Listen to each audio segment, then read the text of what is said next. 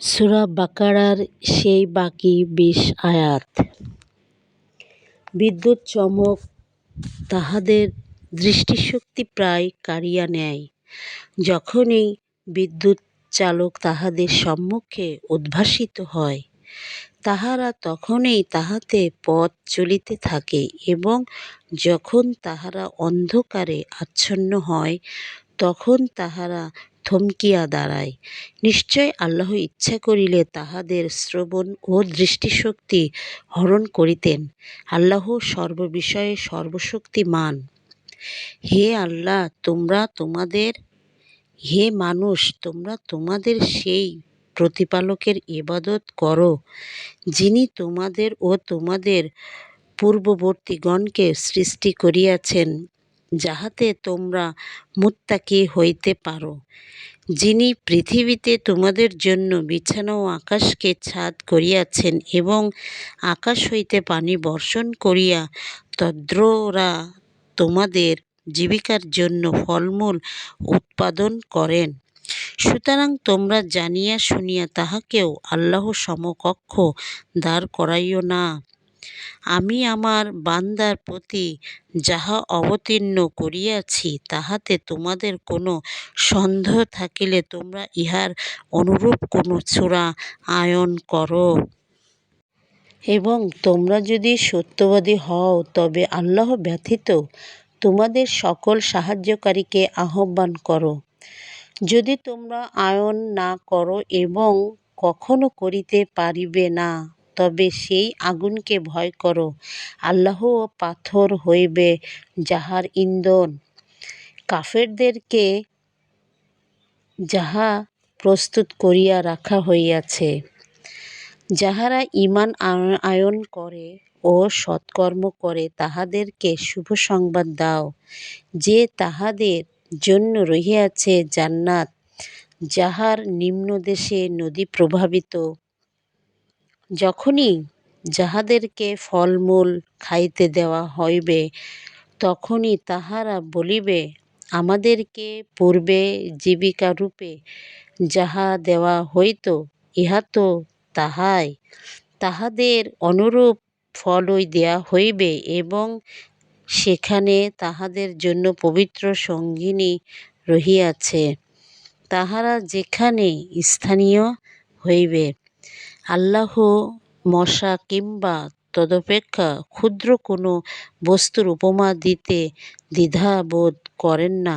সুতরাং যাহারা ঈমান আনিয়াছে, তাহারা জানে যে নিশ্চয় ইহা সত্য, যাহা তাহাদের প্রতিপালকের নিকট হইতে আসিয়াছে। কিন্তু যাহারা কাফির, তাহারা বলে, আল্লাহ কি অভিপ্রায় এই উপমা পেশ করিয়াছেন? ইহা দ্বারা অনেককেই তিনি বিভ্রান্ত করেন, আবার বহু লোককে সৎপথে পরিচালিত করেন। বস্তুত তিনি পথ পরিত্যাগকারীগণ ব্যতীত আর কাহাকেও বিভ্রান্ত করেন না।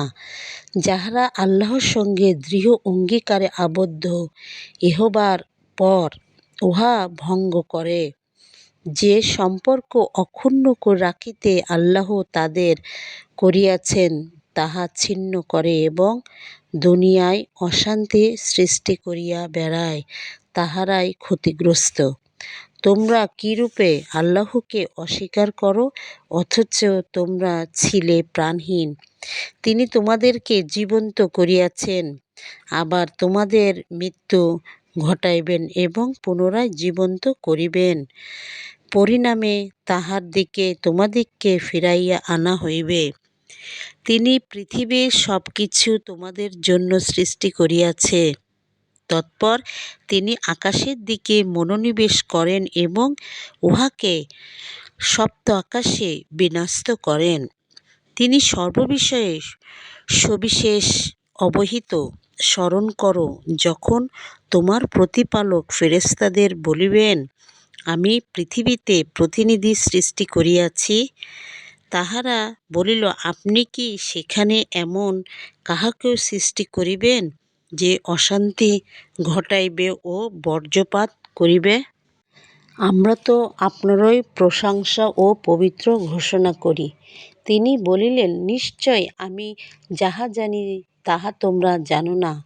আর তিনি আদমকে যাবতীয় নাম শিক্ষা দিলেন। তারপর সেই সমুদয় ফেরেশতাদের সম্মুখে প্রকাশ করিলেন এবং বলিলেন, এই সমুদয়ের নাম আমাকে বলিয়া দাও, যদি তোমরা সত্যবাদী হও। তাহারা বলিল, আপনি মহান পবিত্র, আপনি আমাদেরকে তাহা শিক্ষা দিয়াছেন। তাহা ছাড়া আমাদের তো কোনো জ্ঞানই নাই। বস্তুত আপনি জ্ঞানময় ও প্রজ্ঞাময়। তিনি বলিলেন, হে আদম, যাহাদেরকে তাহাদেরকে এই সকলের নাম বলিয়া দিলে। তিনি বলিলেন, আমি কি তোমাদেরকে বলি নাই যে আকাশমণ্ডলীয় পৃথিবীর অদৃশ্য বস্তু সম্বন্ধে আমি নিশ্চিতভাবে অবহিত এবং তোমরা তাহা ব্যক্ত করো বা গোপন রাখো, আমি তাহাও জানি।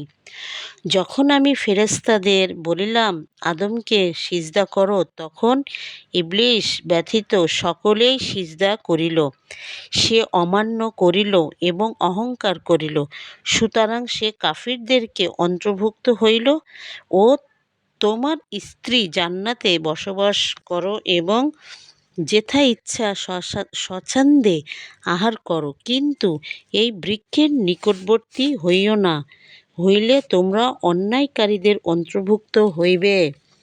কিন্তু শয়তান উহা হইতে তাহাদের পদলন ঘটাইল এবং তাহারা সেখানে ছিল, সেখান হইতে তাহাদেরকে বহিষ্কার করিল। আমি বলিলাম, তোমরা একে অন্যর শত্রুরূপে নামিয়া যাও, পৃথিবীতে কিছুকালের জন্য তোমাদের বসবাস ও জীবিকা রহিল। অতএব আদম তাহার প্রতিপালকের নিকট হইতে কিছু বাণী প্রাপ্ত হইল। আল্লাহ তাহার প্রতি ক্ষমা পরবশত হইলেন। নিশ্চয় তিনি অত্যন্ত ক্ষমাশীল, পরম দয়ালু। আমি বলিলাম, তোমরা সকলেই এই স্থান হইতে নামিয়া যাও। পরে যখন আমার পক্ষ হইতে তোমাদের নিকট সৎপথের কোনো নির্দেশ আসিবে, তখন যাহারা আমার সৎপথের নির্দেশ অনুসরণ করিবে তাহাদের কোনো ভয় নাই এবং তাহারা দুঃখিত হইবে না। আর যাহারা কুফরি করিবে এবং আমার নির্দেশসমূহকে অস্বীকার করিবে তাহারাই অগ্নিবাসী, সেখানে তাহারা স্থায়ী হইবে। হে বনী ইসরাইল, আমার সেই অনুগ্রহকে তোমরা স্মরণ করো, যদ্বারা আমি তোমাদেরকে অনুগৃহীত করিয়াছি, এবং আমার সঙ্গে তোমাদের অঙ্গীকার পূর্ণ করো। আমিও তোমাদের সঙ্গে আমার অঙ্গীকার পূর্ণ করিব, আর তোমরা শুধু আমাকেই ভয় করো।